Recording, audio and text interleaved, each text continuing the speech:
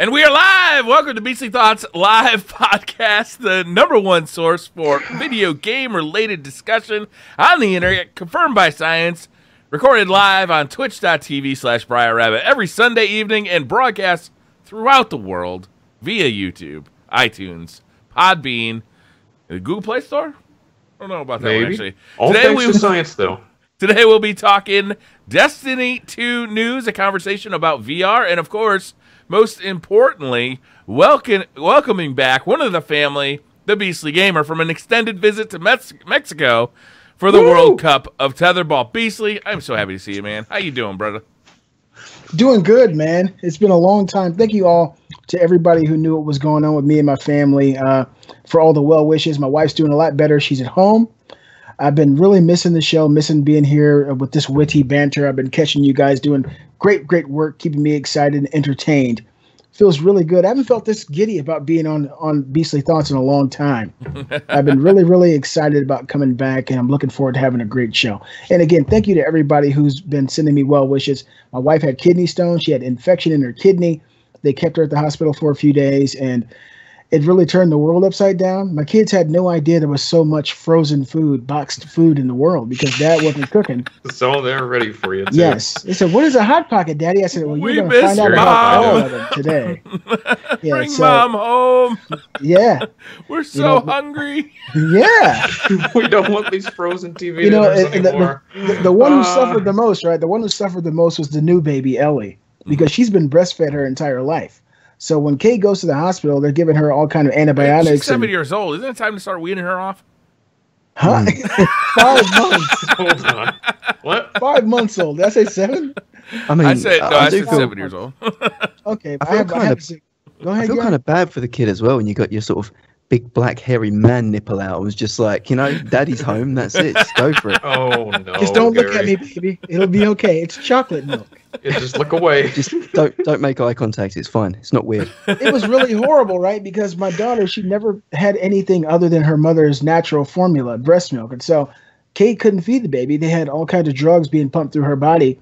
The doctors were saying, you cannot feed her. This stuff will affect the baby. So I had to go out and find formula and buy the right kind because she did not mess with Similac. She hated it. For the first 12 or 13 hours, she didn't eat anything. She just spit everything out. And so I had to go old school and get the carnation milk and mix that with some vitamin D and some K-Rose syrup. And she downed it. And it was a good night for 3 nights in a row. Great to be back, guys. Nice. I was wondering where that story was going. I thought you were out looking for pregnant women to come home, but I'm glad you went with carnation. Yeah, the alternative. And Kate's gone for 2 days, and all of a sudden Beastly's out there like on Match.com. Looking for someone to take care of this baby. Hitting the filter must be lactating. Must be able to lactate, yeah. Trolling the diaper alley at the local grocery store. That's right. I got a hungry baby here, man. Desperate times call for desperate measures, as they say, right? How quick can you get banned from Twitch with a podcast? I don't know. We're about to find out. I feel like we're about to. Yeah, we're going to set that record pretty quick here. Pretty much. Yo, we got an awesome show today. We got a ton of gaming news. Some of the stuff I know I'm very excited about. We got a really cool discussion, and for the first time ever, we're doing Twitter questions today, which I think is going to be a lot of fun. Gives chat an insight into whatever they want to know, basically. So should we start it off with the news? Are we starting with the news, or are we going to start what we've been playing? Oh, yeah, I forgot about what you've been playing. Go ahead. What have you been playing? New format. We got a new format, and Briar forgot about the old one. Well, I'll do it real quick. I've been playing 2 games in a little bit of time, limited time I've had. I bought Tekken 7 the day it came out. That was about 2 weeks ago. I've been playing that intermittently. I'm really good at it, but it becomes boring when you're not playing with people you know. And I recently bought Friday the 13th on PS4, and that game is a hell of a lot of fun. And apparently we're going to be playing that this coming Tuesday, right, guys? Are you playing Friday the 13th with friends, or are you playing it solo and queuing up solo? I've been playing it solo. My wife started playing it yesterday. She finally felt good enough to sit in here with me and play it side by side. And we had a blast doing that. We actually played about 4 matches again today. Mm-hmm. The matches last about 20 minutes. There's tons of stuff for you to do and try to figure out how to escape Jason. And we watched some YouTube videos on some of the tactics. It's much more fun playing with people. Yeah, I played. My first experience was playing with DCP, and I really had a great time. But at the end of it, I was like, I don't know that I'm going to come back to this game unless I'm playing with friends, right? But you like playing it solo, like queuing up solo is not a big deal? It all depends on the group that you get into. One thing I've noticed in this game, probably more so than any other PlayStation game I've played recently, is that a lot of people actually use their microphones. People are on there talking. So when you join a party, there's like 4 or 5 people with mics, and they're all talking because you got to be able to communicate. You need to know who's found what the plan is. Are we going to try to kill Jason? Are we going to try to get out of here with a car, with a boat? So this game is kind of promoting that communication in ways that other multiplayer games don't. Oh, so even the people talking is a benefit. Yes. I know it can be confusing. Yes. But it can work against you because if Jason is within proximity, he can hear you as well. So the way that they implement it in this game is very meaningful to me. But like if you've never played with a group of people and you see someone running towards you, they can tell you what's going on behind them, what they found. They can ask you what you found, and you can formulate a plan. So there were many times playing that game where I'd just go running down a path. I'd see somebody running up like past me. I'd say, "That's the wrong way. That's the wrong way. That's the wrong way. That's the wrong way." Yeah, I mean, I've seen a lot of people sell each other out on that game. You know, like Jason will come towards them and they'll be like, "There's 6 motherfuckers by the boat. Just leave me alone. Go and get them." And you know, he'll just run off and attack the other guys. So yeah, I can see how it's, you know, it has that talking element to it. One comment that I've seen over and over again with it though is that it isn't very balanced with Jason and the counselors, which kind of makes it not very fun. Like Jason's a bit overpowered. If you've got a strong Jason, he can just teleport, grab, and wipe a team pretty quickly. I found that as well. There are certain things you can do to prolong your death, but ultimately, unless you've gotten exactly what you need to get out and escape, that's pretty much all you're doing. You're stretching out the inevitable because no counselor alone can kill Jason. So Jason is on to you. All you can do is hide or hit him in the head with a stick, which basically stuns him temporarily for about 5 or 6 seconds while you run a little bit further. You're constantly losing stamina, so the further you run, your stamina bar is running out. And once it's depleted, you basically slow down to a trot. And Jason can then run up on you himself without using any powers. He doesn't run out of stamina, and he can kill you right there. So it is a little unbalanced. I found that when you have people with you, it's much easier to take on Jason because more people will have melee weapons or firecrackers to throw at the ground to kind of discombobulate him. But if you're by yourself, it's pretty much a wrap. But that doesn't change the fact to me that it's still a hell of a lot of fun. I was actually Jason, and there was some guy who was talking so much shit to me. I walked into the house, he said, "What's up, bitch?" I was like, "This little motherfucker right here." You got that, dude. He ran up to me and hit me in the head with a stick. I fell down. He said, "Don't chase me no more, you're going to get fucked up." I was like, where was this guy at in the Jason movies? I chased this guy, and I swear, he was the last person to die. He had firecrackers. He had a pocket knife. He stabbed me in the neck like 3 times. So if you do it the right way, if you go out and you loot and you find the right objects, you can really prolong your life and kind of make Jason look like a bitch. Because I hate to say it, this little guy made me look like a bitch, and I was Jason. And my wife was like, "Oh my God, this guy is owning you." So it all depends on what a person finds, how they utilize it, and how well they can play the game. But I mean, for me, it's been a lot of fun. I've really enjoyed it. Since I've been playing that, I haven't gone back to Tekken really at all. I played maybe 3 or 4 matches. A lot of my friends don't have Tekken because they're scared to play me, unfortunately. Oh, that's what it is? Absolutely, it is. Uh-huh. Absolutely. Robbie, what you been up to? Tekken now. With that said, you're on. Robbie, what you been up to? There's no one in the comment section who can beat me in Tekken. I'll put that out there. It's on, basically. It's on. Anyways, I have been playing some games this week, and I just want to say first, I'm like still addicted to PC gaming. Like I can't stop. It's just my new favorite thing. It really is. Beastly, I'm sorry, but there's something so great about PC. Like I just want to get a better computer. I want to make something even better, buy a better PC. I'm just obsessed with it. So this week, with E3 happening and with all these amazing game reveals, I've been replaying some of my favorite games, really on Steam, on PC. One of them has been The Elder Scrolls 4 Oblivion, because I love that game to death, and I really hope there would be maybe a remaster of it or re-release, which unfortunately hasn't happened. But yeah, I mean, it's a 10, 11-year-old game, but I absolutely love it. I've beaten that game 2 or 3 times now, and I just love playing through it every couple of years. It's so much fun. The other game I've been playing is Dying Light, because that was a really fun game when it came out. Even though I am kind of sick of zombie games, and I think we've talked about that a fair bit, how many of those type of games there are.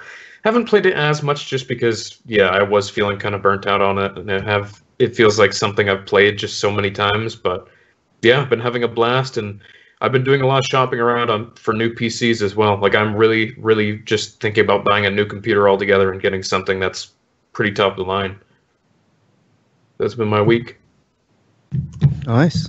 Elder Scrolls Oblivion was the first Elder Scrolls game I played. I actually owned it, Elder Scrolls 3 Morrowind on the Xbox. And I bought the game because everybody was talking about it, but at the time my mind wasn't ready for a Western RPG. So when I put it in and I looked at it, I was like, this is not Final Fantasy. What is this? I don't want to play it. It seemed very convoluted for the time. So I never played it. And then when I got it years later, the Oblivion game, that was the first one I actually went and bought the thick Prima strategy guide. It looked like a Bible. I started reading it. And I was like, you can really do all this stuff in this game? I fell in love with it, and that's probably the most fun I've ever had in an Elder Scrolls game. Oblivion, it was amazing. You're right, Rebby. Yeah, phenomenal game. Totally agree with you. Gary, what have you been playing? So, I've been, again, a subject of the PC Master Race, much like Robbie, sucked in. Yeah, we're getting sucked in, dude. Yeah, it's PC's over. got its claws in, that's all I can say. It's not letting go. So unamused. Yeah, it's been, for me, it's been Wolfenstein, the New Order and Old Blood. And the reason I've picked them back up, these are actually games that I kind of played. I spent around 2 hours in the campaign way back when it first released. But the new Colossus coming out sort of rekindled my interest in the game and got me into it. And currently, New Order and Old Blood are in the Steam sale for $10. So if anyone is interested in picking them up, it's a great time to do it. For anyone that hasn't, game begins closing months of World War II in an alternate timeline where techno-Nazis won the war. So it's very liberal with the facts. It's a World War II setting, but just far enough out of our timeline that they can really run with it. What I thought was really noteworthy was I saw Frau Engel in the trailer for the new Colossus. So she's going to be the primary antagonist, and she's one of the villains from the first game. She was such a bitch in the first game. Dude. Yeah, so it was great to play it as a prequel of sorts and something almost as like a heralding game for the new one that's coming out. What I thought was a bit of a disappointment and something that I think was a missed opportunity was that my first experience with Wolfenstein was Return to Castle Wolfenstein, which was the online Quake-based or Quake engine shooter, which was almost like very similar to what they're doing with COD World War II, where you had like divisions, so you were like a medic, sniper, assault gunner, etc. And that to me was really good fun and quite competitive. And I really wish that they'd taken that squad-based shooter element and put it with the Wolfenstein engine and actually had a multiplayer component. I'm a bit kind of sad to see that we're not going to get that as well with the new Colossus. And it's just a single-player campaign. As great as the story was, I felt like it really lacked that. Closing elements, or closing thoughts, I'd say, for me, is that it's very similar to 2016's Doom. So if you've played that and enjoyed it, that sort of fast-paced, very quick, arcadey twitch shooter, but missed Wolfenstein, it'd be a great time to pick it up. Although there's a couple of warnings on the PC side. Robbie, I know that you've had a lot of problems with an AMD GPU. Do you want to expand on that a little bit, just for anyone that's maybe in the same boat? So, Gary, even before E3, a couple weeks before it actually, the New Order was even cheaper. I got it for $8 on Steam, which I was over the moon for because I love the game and, I was looking forward to playing it. It's literally unplayable on AMD cards. There is something about AMD technology they have not optimized this game for. Like, I'm telling you guys that my PC could run this game on ultra settings, 60 frames, fine. I can't run it on the lowest settings and get 30 frames per second. It's that bad. Wow. It is unplayable. It's just, it sucks because it's a game I absolutely love and it's completely unplayable if you have an AMD card. So warning to everybody who's thinking about picking it up. It is an amazing game. I love it. Make sure you have an NVIDIA video card because you won't be able to play it. It's terrible. If it's any consolation, 1080 Ti plays it okay. So there you go. If you've got a 1080 Ti, you're probably good.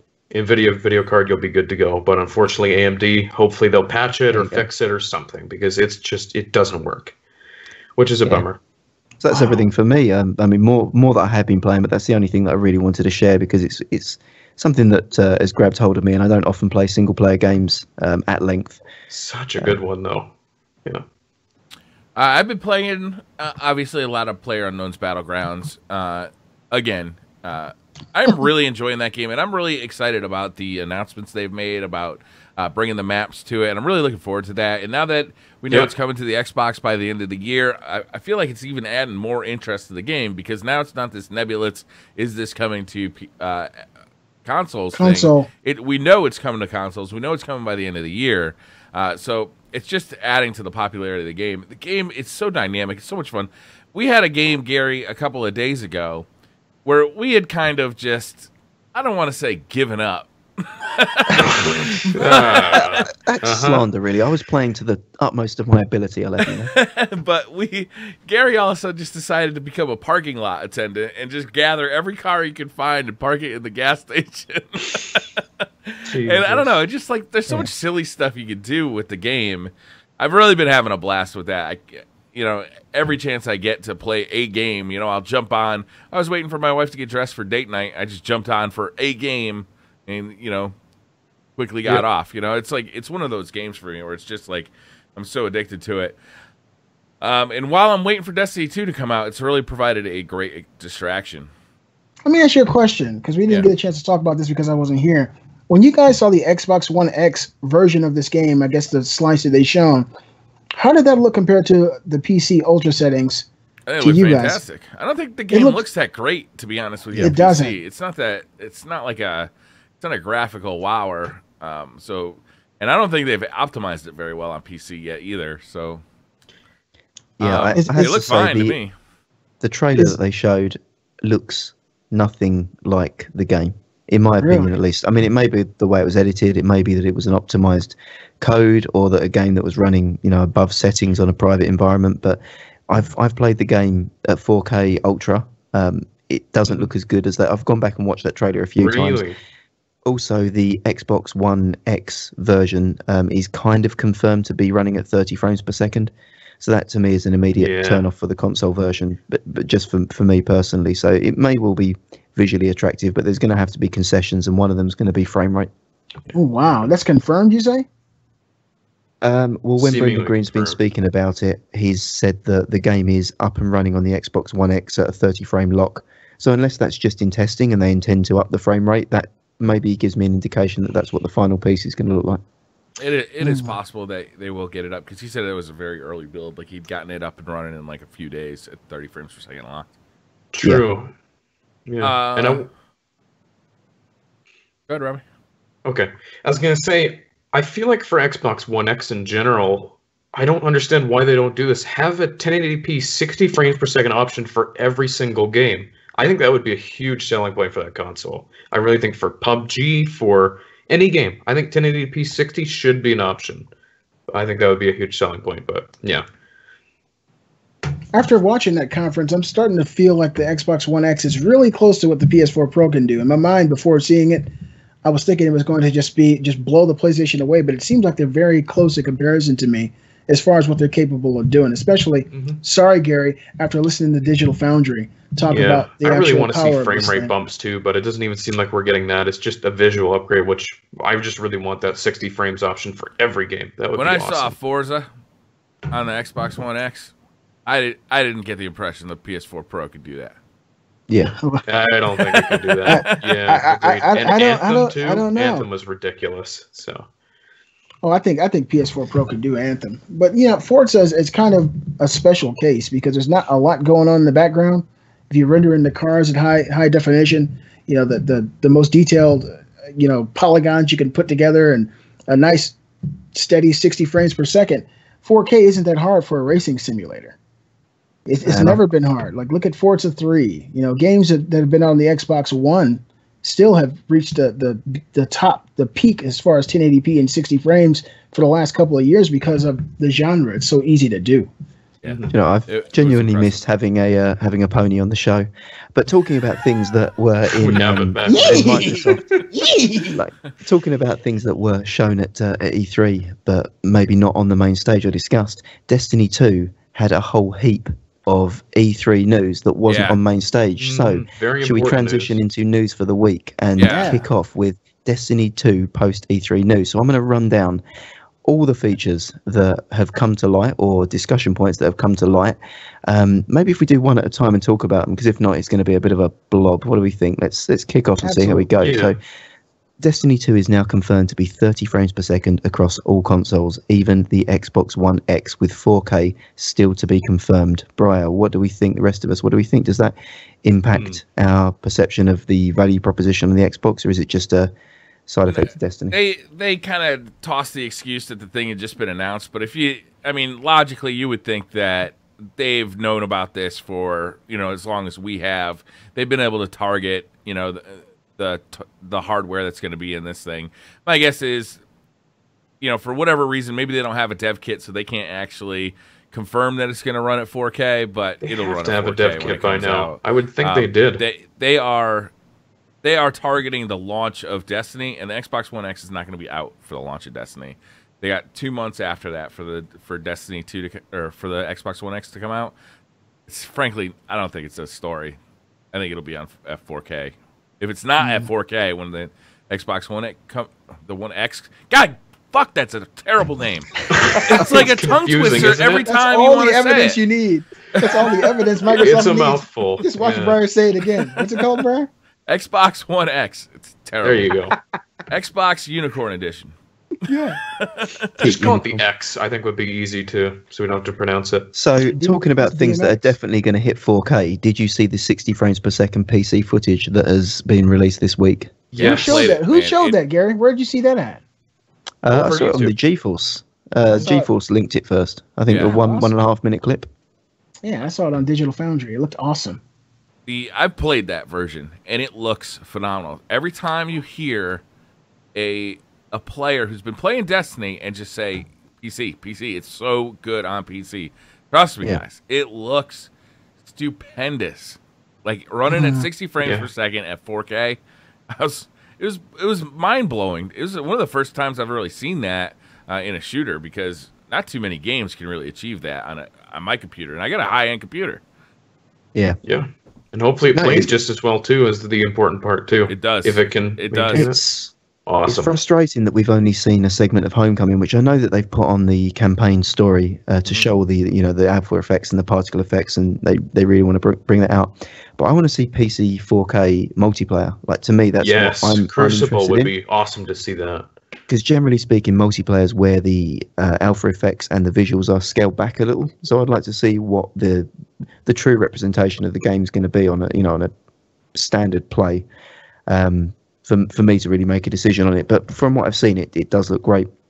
The other couple of new segments that I'd like to discuss and then pause on are that no ranked PvP is planned, but a possible alternative has been speculated as coming down the line, or positioned as coming down the line, to indicate your PvP prowess to other people.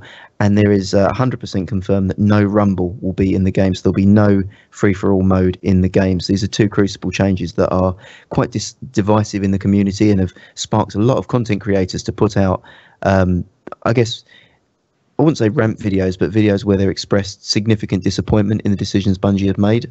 Briar, as a prominent community member, what's your take on these two things?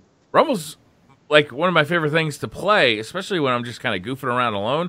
I'm really sad to see it go. I love Rumble. It's just, you get in there, it's a free-for-all. You don't have to worry about teammates. You don't have to be talking with your team. You can, you just be goofing around and having a good time, trying out some weapons. A lot of people think it's super sweaty in there. I think it's the most casual of things in the world, because I just go in there and, shoot people in the head and have a good time. And not to see that coming to Destiny 2, I'm disappointed. I'm disappointed as well. Did Bungie give a reason as to why they removed Rumble, or not really? The new Destiny 2 multiplayer experience, or the new Crucible experience, is really centered around 4v4. So they've removed 6v6, they've removed 3v3, and if you look at it, 4v4, you can very easily have a Rumble match that's 1 versus 7, right? It's an 8-person Rumble match. It's the same amount of players. You got to add in spawns on these maps, but I'm bummed about it. Like, I don't really. Yeah. And it seems like it's just a loss with no compensatory. No real reason. Yeah. So, my suspicion on that one is around playlist congregation. So, Destiny made the mistake in Destiny 1 of creating, I think at its peak, 13 playable PvP playlists. So your population is spread so thinly that matchmaking was pulling players from like, you know, Japan, California, Alaska, South Africa into a game just because there was hardly anyone playing within a certain skill bracket that could you know, provide you with a game at that particular time you were queuing. By creating quick play and competitive, so 2 queues for Destiny, you've immediately created, you know, it's a 50-50 chance that the people that are queuing for PvP are going to be in your matchmaking queue at that given time. And I think having Rumble, where would it fit? It would have been its own playlist. So you know, I think they had to make a judgment call. Do they want to collapse the playlist, or do they want to keep one playlist exclusively for Rumble and suffer the matchmaking consequences? I think a bigger problem is probably no ranked PvP, and that's where the big kerfuffle's coming from.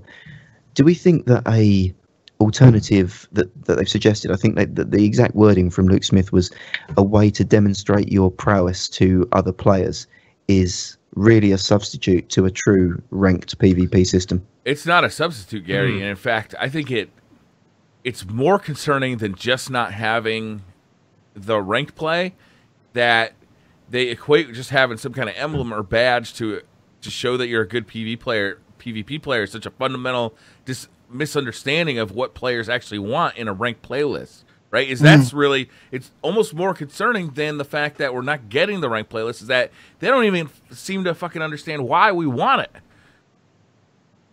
You know, and this is one of the most requested features of the Destiny community over the last 3 years. So it's really concerning to me. It's funny, as much as they've seemed to add it to PvE, they really seem to have taken a lot away in PvP, and that's not what you expect from a sequel, right? You expect it to be bigger, more bombastic, more features, more stuff fleshed to do. out as and well. The fact that in PvP, it just seems like it's really been reined back in a lot of ways. Very scaled down. It definitely feels like to me too. Yeah, it's I guess that there's been. I definitely agree. The concerns that the community have raised seem to be that a lot of the changes to PvE, I guess before we knew what was happening to PvP, seemed to be PvP centric. So things like removing special ammo and creating this primary and kinetic to try to create balance in PvP at the cost, maybe, or I say the cost, or to the detriment of the PvE experience, where you haven't got that bombastic special weapon all the time. I think the biggest concern that people have now is that they've diluted PvE at the expense of PvP balance, but then PvP seems to be scaled back for an undeterminate reason at present. I don't know. I think that's a false argument, mostly made by people who haven't played the game. To be honest with you, when you get into the game and you start playing with the weapons, and like most of those arguments are coming from the fact that, you know, special weapons are gone and have been moved over to the power weapon slot. Once you actually get into the game, it makes more sense this way. It feels good. You know, I feel like I have more options in my loadout for PvE. I feel like once the beta comes, my guess is a lot of this argument will disappear a little bit. So, continuing on the bad news bus, I guess, Bungie have had a really bad week for PR. In another interview that Luke Smith gave, talking about Destiny 1 to Jason Schreier, I believe, at Kotaku. And Briar, you can elaborate a bit on the positioning of this interview and why, I guess, some of his comments may be taken out of context a little bit. Luke Smith confirmed that if you didn't play Destiny 1, you haven't really missed anything coming to Destiny 2 story-wise, and a lot of characters believed to be important in Destiny 1 may not make a return or even be referred to again in the sequel. So that's the Exo Stranger and Mara Sov, who were believed to be key characters in the lore. Moving forward even more, Luke Smith confirmed that Bungie didn't even know who the Darkness was in Destiny 1, and as such there will be no reference whatsoever to the Darkness in Destiny 2. That's so Instead, weird. Choosing to focus on the light. Yeah. That's insane. That's crazy. Wow. This is a real bag. What have we done this for? Bizarre. The quote where Luke Smith says, "You haven't really missed anything coming into Destiny 2 story-wise."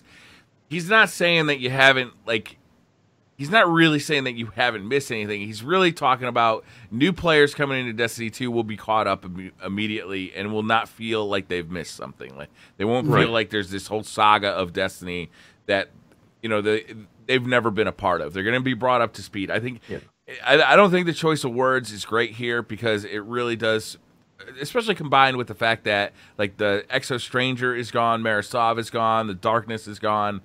Like they seem to be rewriting Destiny in a big way, and the lore of Destiny is going to be changing in a big way. So that does combine with this quote of "you haven't really missed anything." You know, it doesn't really tell a story that I think Bungie wants to be saying. But let's be honest, these are live interviews. You know, the words that he chose, I don't think were perfect. In this case, though, this isn't what he's talking about. He's talking about bringing new players on board, getting them up and running with the story. Yeah. The Marisov, Exo Stranger, and Darkness all disappearing, that shit is uncanny to me. That's like, you know, I made a comparison earlier this week. It's like watching Lost. You see this like awesome thing in this now 15-year-old TV show that's probably pretty dated. Black smoke coming through, yeah. Yeah, it's like, and you never explain it. Never explaining the Exo Stranger and saying that storyline wrapped up nicely. No, I'm sorry. It's one of the things that's been most talked about on the Bungie forums over the last 3 years is like, you know, there's a meme about it. Like, we don't have time to explain that. Just, I mean, it's one of the defining things about Destiny was that we never finished the story. We never have any idea about what the Exo Stranger's job is, where she's coming from, who is she. It's so fucking bizarre that they would drop it and then drop it by saying that you got a cool gun from her. We feel like that story is over.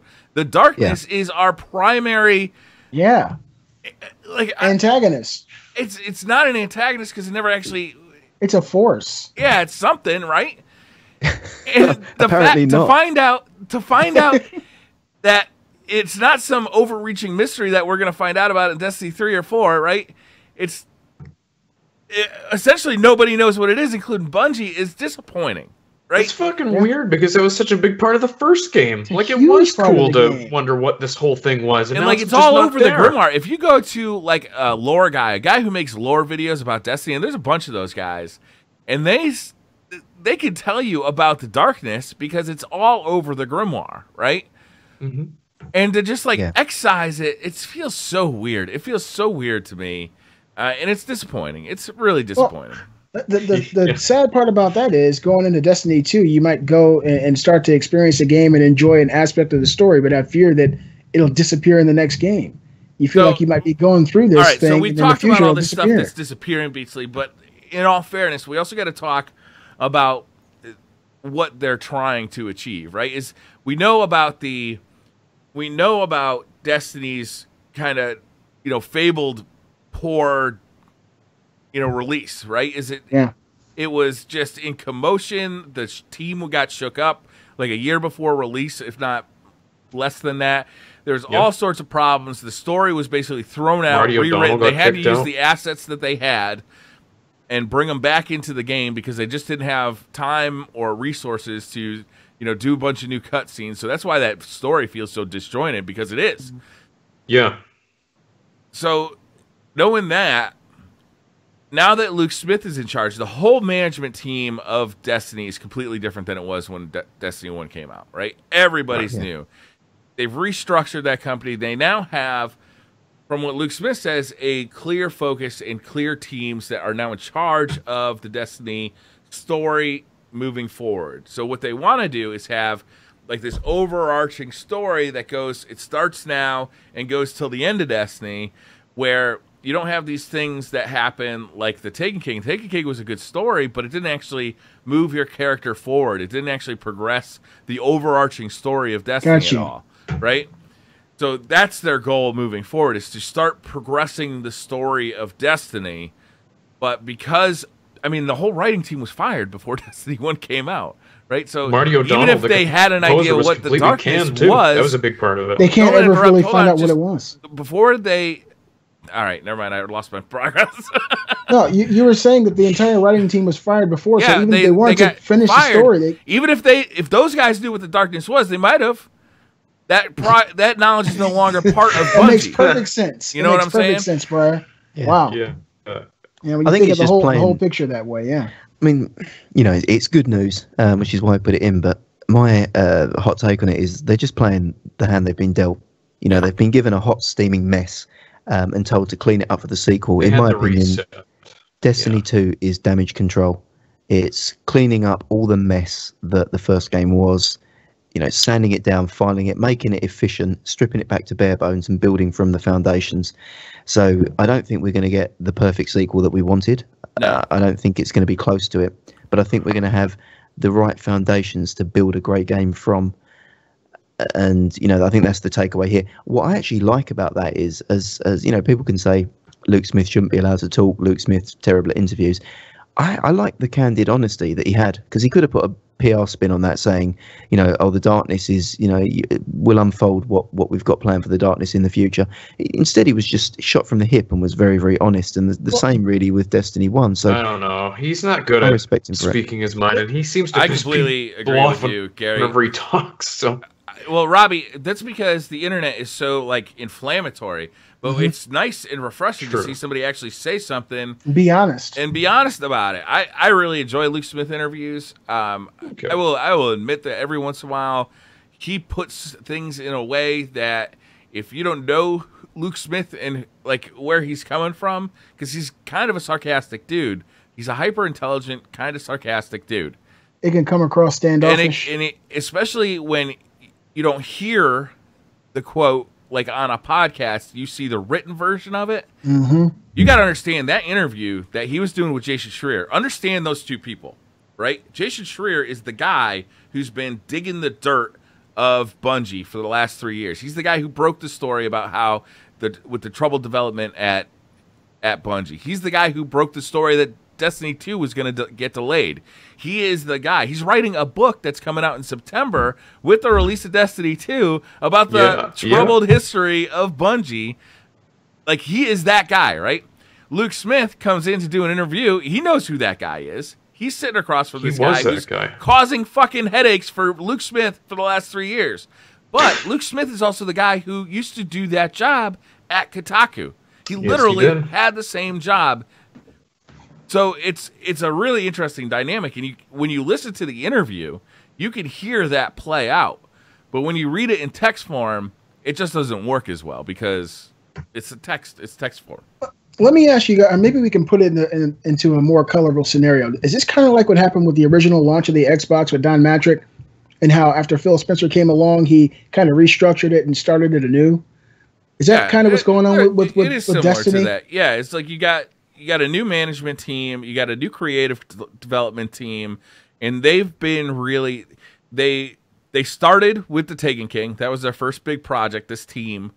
And then after the success of the Taken King, they were asked, okay, do you want to be the developers of Destiny 2 or the creative team? And they said yes, but we want to keep this team together. We want to keep this management structure together that works so well in the Taken King. And they obviously built, added to that.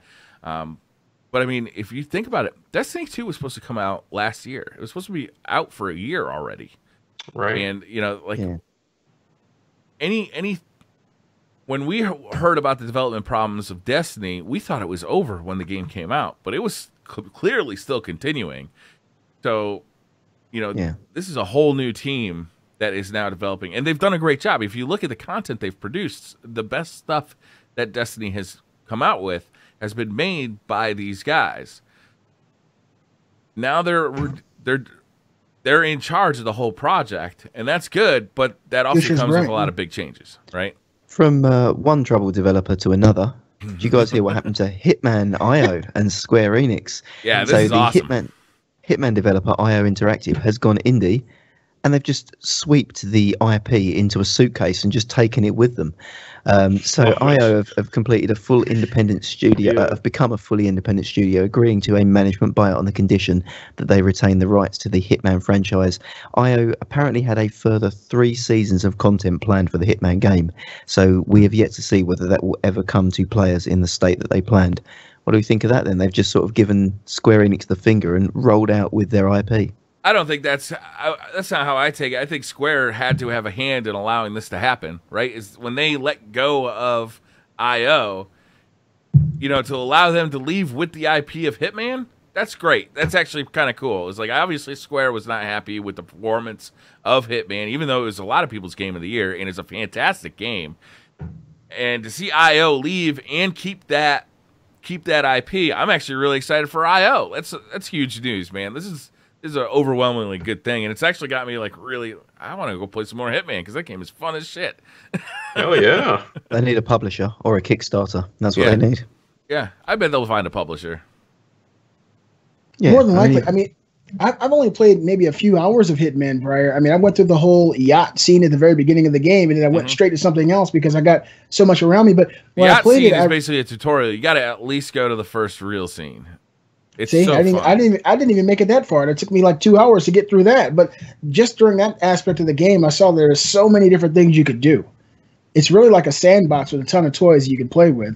And if the entire game is like that, it's a huge deal. I honestly still can't believe that Square would let that go.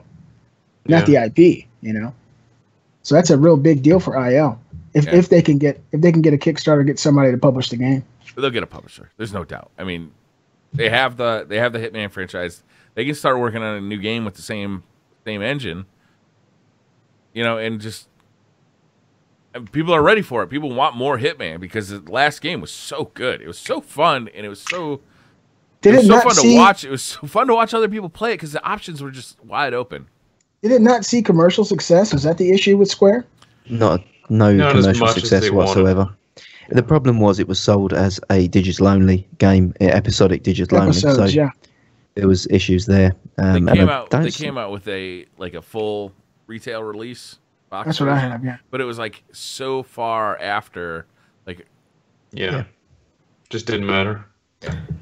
Wow.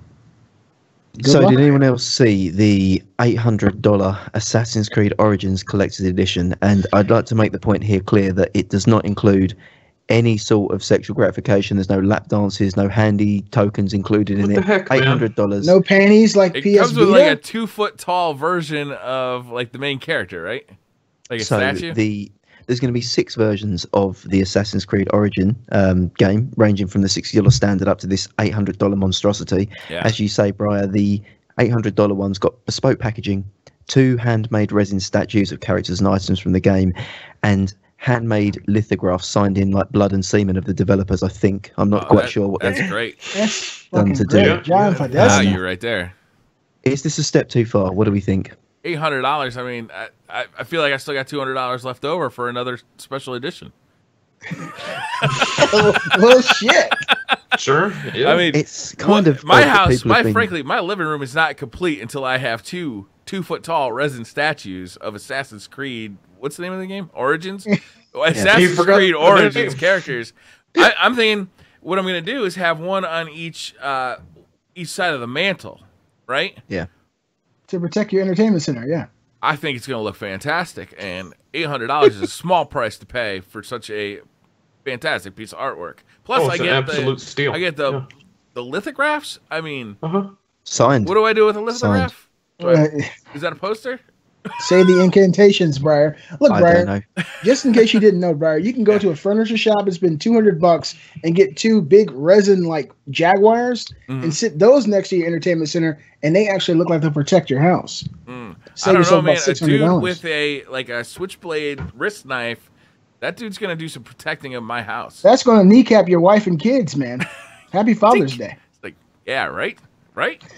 So if anyone in chat has a pre-order for that, please do let us know, because obviously you're not donating enough to Mr. Rabbit's stream. It's limited too. Like there's only going to be 1,000 copies of this as well, so it's not like it's expected to tons of people to be buying this. But let me ask you guys 1,000 of them.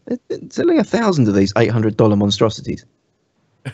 Are there when you put it that way, yeah. Okay. $800 for a pre-order or a special edition of a game you haven't played yet? Isn't that kind of putting the cart before the horse a little bit? I totally agree. It's for a game you haven't played. That's such an important thing. It's a game you don't know if it's good. What if it's a game you buy and you... Yeah. What if it's like No Man's Sky?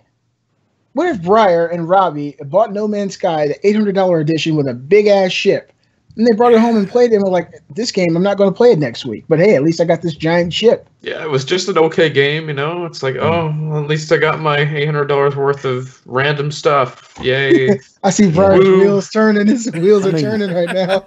Robbie was going to go and buy a 1080 Ti, but instead he's made a pre-order for this Origins, so he'll be enjoying that on the Xbox One. Have fun, Briar. Bethesda's executive has confirmed, Pete Hines should say at Bethesda, has confirmed that Elder Scrolls 6 is not happening anytime soon. And that is actually good news for everybody involved. Yep. There's a quote from Pete Hines who confirmed that the game will happen someday. Quite honestly, we don't want to be the developer that just has Elder Scrolls and Fallout for the rest of our careers. We have 3 kick-ass, crazy projects we're working on, and you'll be blown away when you see what we've been up to. Dude, they're too busy pumping out Skyrim ports for everything that comes out. True. Yeah. That was the 3 crazy projects. Yeah. I got an iPhone here. No Skyrim on it. What the fuck? Just wait, Briar. It's coming. It's coming. Gear VR, VR port. Hello. That's next, too. Yeah. I mean, I got an Atari 2600 flashback. No Skyrim. Yeah, when where's Skyrim on my microwave or my freaking potato or something? Who knows? I don't know. I'm waiting for that. Let me ask you guys a question real quick about that. Now, I know that they've got Fallout VR coming to Oculus, right? Fallout 4 VR. It's coming to Vive. And PlayStation's getting Skyrim VR. Are these full games? Skyrim's also coming to Oculus, and it's to Vive, and yes, it's full games. Yeah. Oh my God! So PlayStation is not getting the Fallout 4 VR, from what I understand. No, for now it hasn't been announced. Not yet. I don't think they can make that thing run at a high enough frame rate on a PS4. Yeah.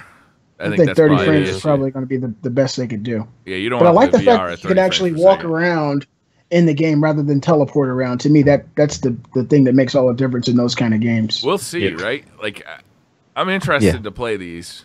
I'm not hearing great things coming out of E3 though from them. They're full price again, though, which is ridiculous. Like this that doesn't bother me. I just want it to be an awesome experience, and that's what's bothering me is that's not what I'm hearing. I'm not hearing people say I walked out of the the demo for Fallout VR and I was blown away. I'm hearing that's true. In fact, Doom VFR is getting like kind of better buzz than Skyrim VR or Fallout VR. Really, that's odd. That's odd because that game does not look fun. Maybe it's something you got to play. Yeah. Talking about things that you got to play, Super Mario Odyssey, local co-op. I mean, have you guys seen Cappy, the little hat? I guess Nintendo have confirmed now that Cappy will be the co-op character. So if you've ever played Child of Light with Aurora, the main character, she's got a spirit companion, Igniculus, like a little blue light thing, and a second controller can control the blue light and help her out and do things. You're not actually a player character, you're kind of like a helpful companion. Super Mario Odyssey will have that feature come back. So if you've got any kids that you're neglecting to babysit, you can just give them a controller and they can fly a hat around the screen. So that's kind of there you go. Perfect childcare. Wow. Local and online co-op. Nintendo's stepping up their online infrastructure game, guys. They are. Microsoft have spoken about the Xbox One X in response to the chatter around the $500 or $499 price tag, and explained the position in the value tree. Now, I'm going to read this quote because I found it quite interesting, and we can see if we agree with it or if it's just clever marketing spiel. This was Mike Ibarra at his Xbox engineering lead, who said, "We're all about choice, starting with the Xbox One S at as a more capable console at $200.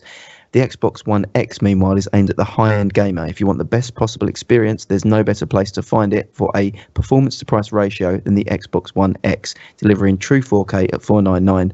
Further up the ladder is the PC market, where you can spend $1,500 or above. This is another area, and we love to show support in that space. There's almost 20 of our games in the show that are going to be live on Windows too.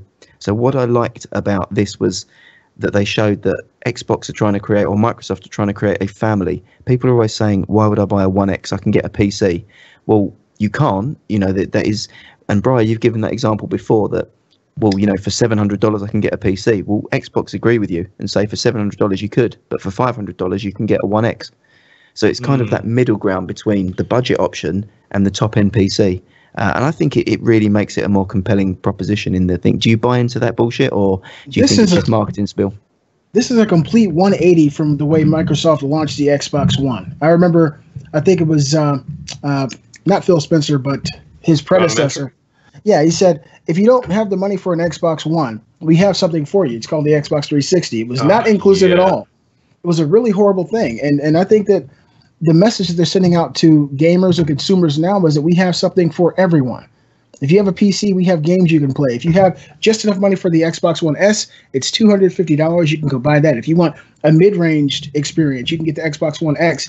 It seems so inclusive, and it doesn't really offend anyone because it's something there for everybody. Right. And to me, that's a complete 180 from the message that Don Matrick had sent out to consumers a few years ago. Mm. Great messaging. Yeah. What do you guys think?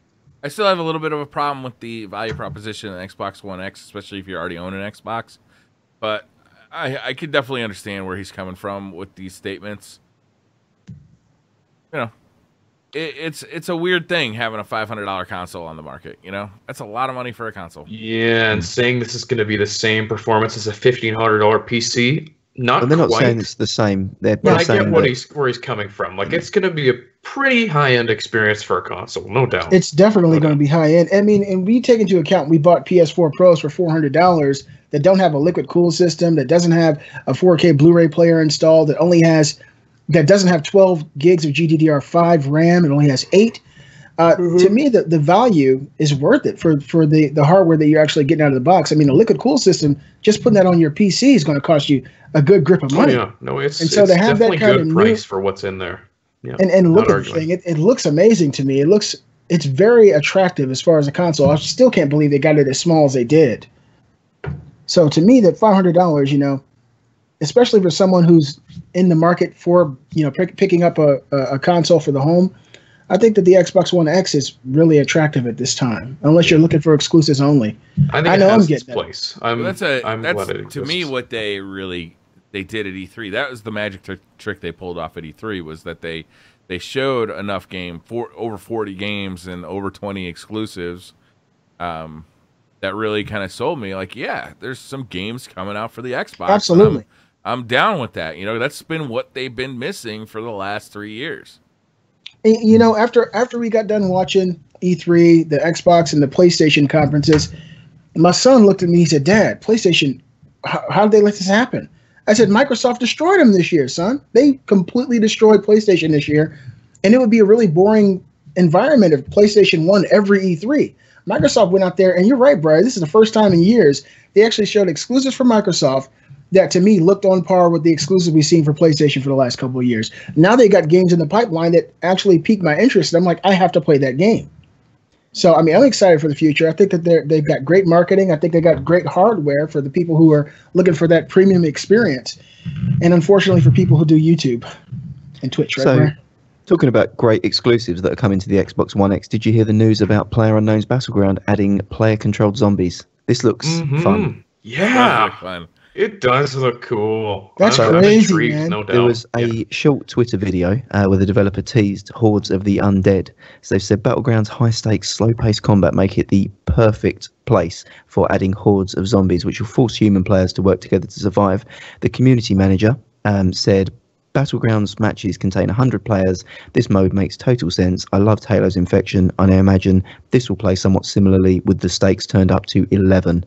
Now, Brian, you weren't that keen on zombies when you first heard it, but hearing that they're player controlled, that sounds like a lot of fun, because all of a sudden you got, let's say you got a team of, I don't know, 4 to 10, people, and then you got a team of 90 fucking zombies, and they're all like them fast running, nasty, like one or two shot kill zombies, and you got a adrenaline fueled experience, because like you drop in, right, and you're gonna want to drop in with your team, try and get loaded up as quick as possible. There's gonna be zombies everywhere, and it's gonna start off that you see 1 or 2 at a time, but as those zombies start to group together, like you might see 20 at a time, and they're all running at you as fast as they can. And if they hit you twice, you're done, Like, that sounds like really a lot of fun. That's cool. That's really cool. It's gonna be way more fun to be the guy with the gun than the zombie, though. That's gonna be the problem with the mode. Yeah. Mm. Yeah, I mean, I don't know how the mode exactly works, and if there'll be respawns for the zombies or not, and whether it's a true horde mode. Balanced. Or if you get infected, maybe you become a zombie. Who knows how they'll do it? Possibly. It sounds like a lot of fun to me. Very cool idea. Or crossplay. Talking about crossplay, actually, PS4 bosses have explained why Sony don't want to play with Xbox. Did you hear what Jim Ryan said? This was a little bit insulting, actually.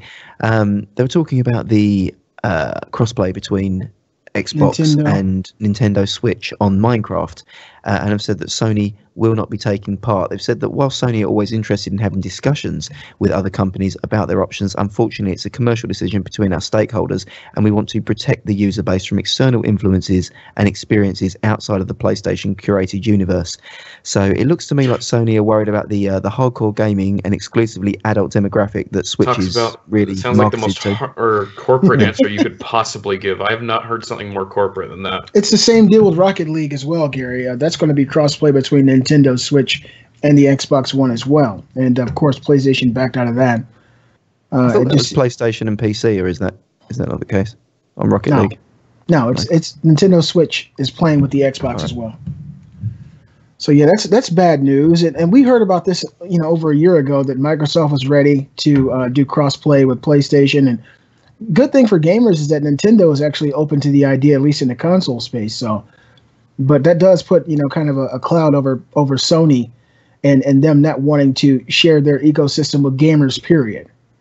Makes them look a little salty to me. Every potential Xbox sold, or every Xbox sold, or PC sold, or Switch sold is a potential PlayStation not being sold.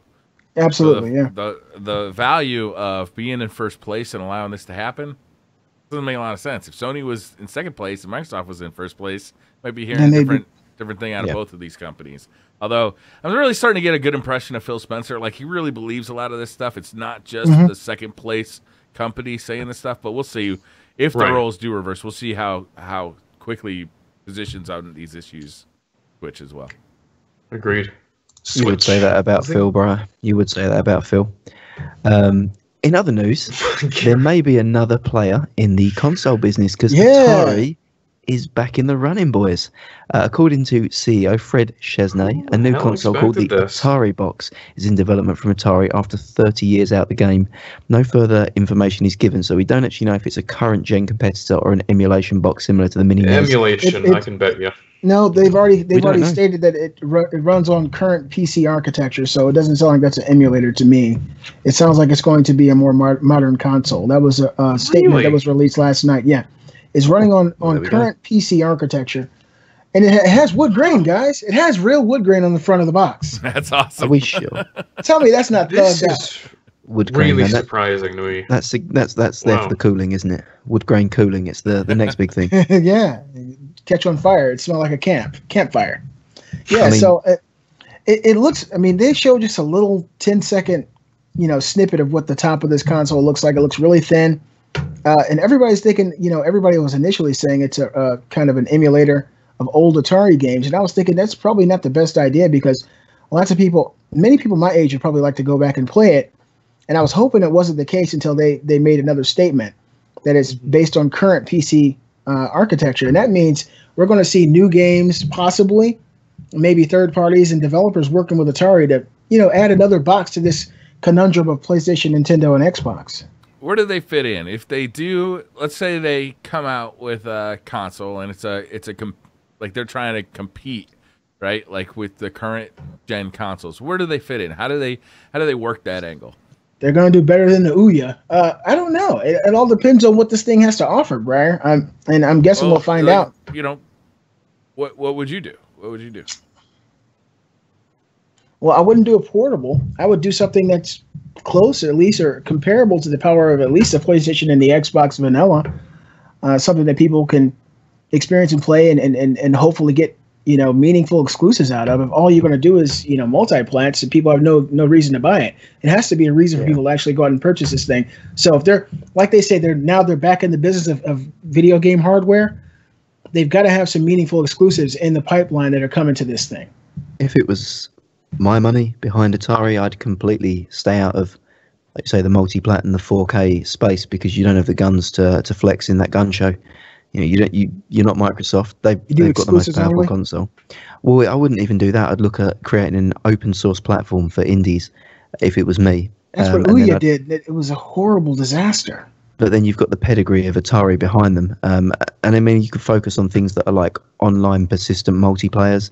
So things that are like arena-based shooters or survival games, that sort of thing that kind of people captivate to on early access platforms.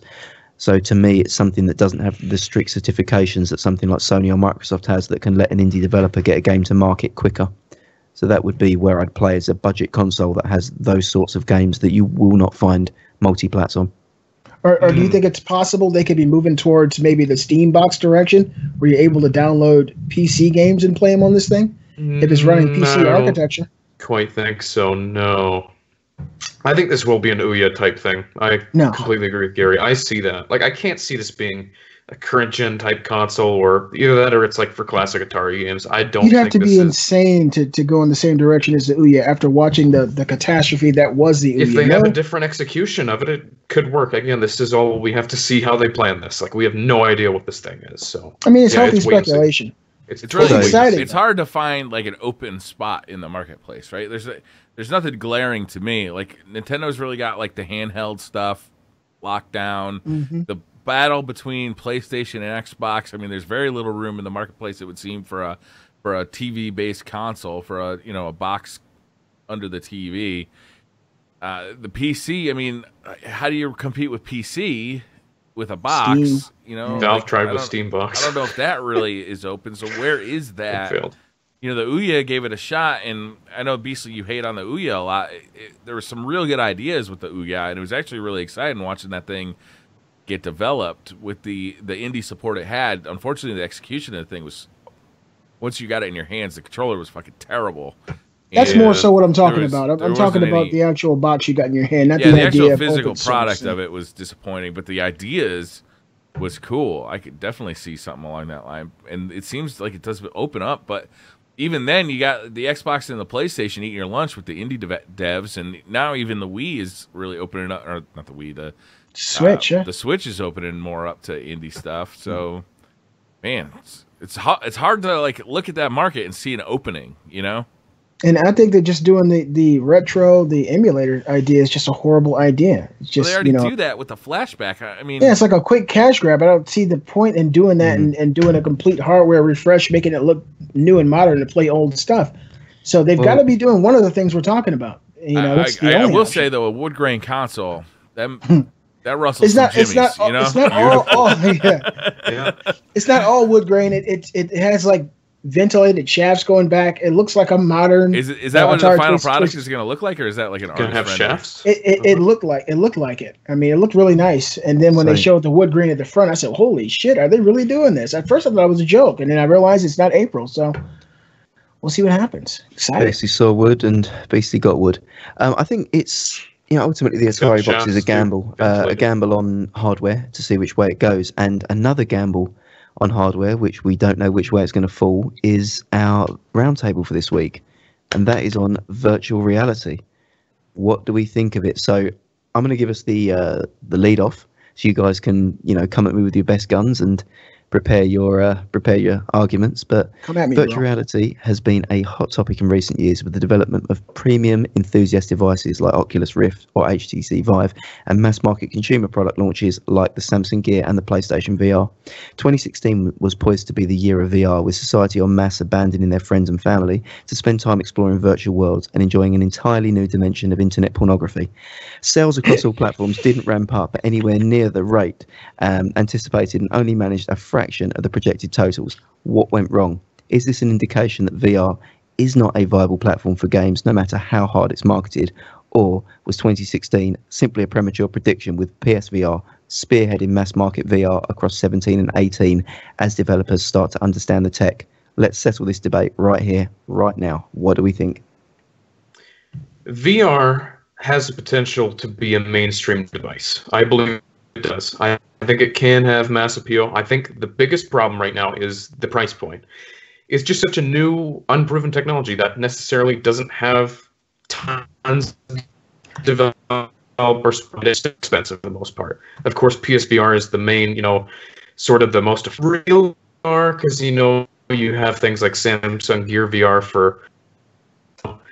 But for me, I believe VR is legit. I don't think it's sort of a temporary, gimmicky thing. I do think it's here to stay. I think it'll just take another year or two of really honing that technology down and getting that price point where people can afford one. I think it's just give it time. I think it is here to stay, though. Basically, you're muted. Yeah, can't hear you. I did that on purpose. I gotta agree with you, Robbie. Let me just say, I think that VR is here to stay. I think it just has a very, very slow launch. There are a few meaningful issues with VR at this point in time. One is trying to explain to people what it is without them actually experiencing it. If a person's never put on a VR headset, they can't really understand what it's like to have one on and turn around and look and actually feel like you're in another place. Huge for it. Another aspect of VR that I think is probably more problematic is that there aren't any truly must-have gaming experiences for it right now. So if you're trying to sell a person on the idea of VR and they put a demo on their head and they're in this world, they're like, wow, this is amazing. What games are out for this? You can probably name off 2 or 3 that are okay type of experiences at this time. So I think more and more developers need to, I guess, master the technology, figure out how to articulate video game worlds in a more meaningful way than they have at this point in time. And also, another aspect of VR that's kind of problematic is it's convoluted. It's not virtual reality movement, but it is, kind of the Nintendo Wii type of motion controls. And a lot of people don't like that as much. You got this headset on, there's cords everywhere, and a lot of people feel like it's a lot more confusing than just grabbing a controller. And so I think, kind of what Xbox planned on doing, I guess in the future with the Xbox One X, is having wireless VR for the home console space. That's actually what Xbox has stated that they're working on. That's why there's really no announcements for the HoloLens and nothing coming for the Xbox One X at this time, is because they feel like having all these cords all over your house is a little, I guess, junky, and it's kind of irritating to a lot of gamers, and that's really what they're working on. And so to me, once these issues are kind of ironed out and we have a more consumable way of explaining to people what VR actually is and how different it is compared to what we experienced by playing on just a high-definition television screen, and people are actually able to consume that information, put on a headset, play a game, and then have a bevy of games they can go out and buy that are meaningful and that they must play, and they have to play it this particular way, then I think VR is going to take off. But at this time, it's really a slow burn. Only early adopters are buying this thing. We're playing it when meaningful games come out, and after that game comes out, we're not playing it anymore because there's nothing else that's coming out that's really good for the VR type of environment. So I think once developers get it nailed down, when the price becomes more consumer friendly, and they figure out a way for people to play it that doesn't seem as convoluted and it doesn't really jam up your living room space, I think then VR will be more consumer friendly, and it'll probably take off then. Yeah. What went wrong in 2016 for VR, in my opinion, is that the technology's not ready. It seems close, like it. Yeah. In coming in with fresh eyes, it's like it's a holy shit kind of thing.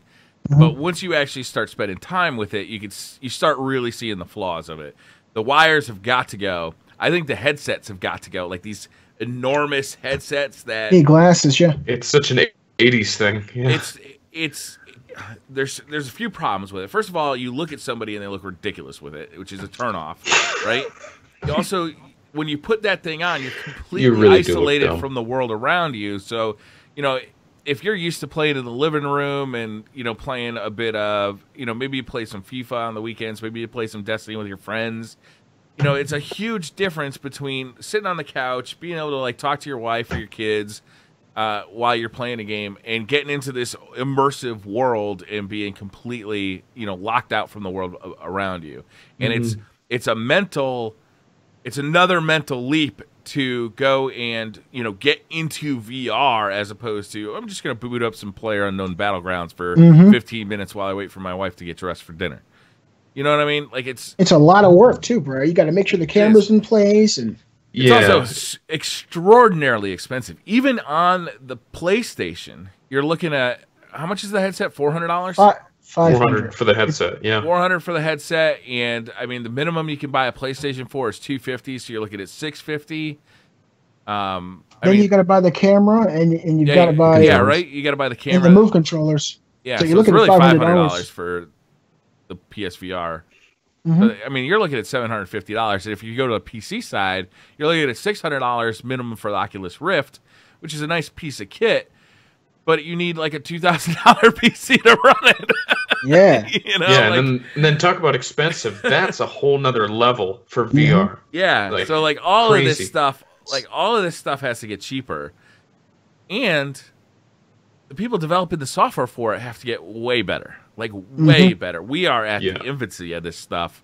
Like every fucking game you play is a shooting gallery. You know, there's so few alternatives. Let me ask you guys. I was listening to Giant Bomb, and they had a great conversation about this. How many problems in your life in the last, however old you are, have you solved by shooting it? I can't think of one. No, I can't either. How many problems in VR have you spent solved shooting it? Like every single one of them.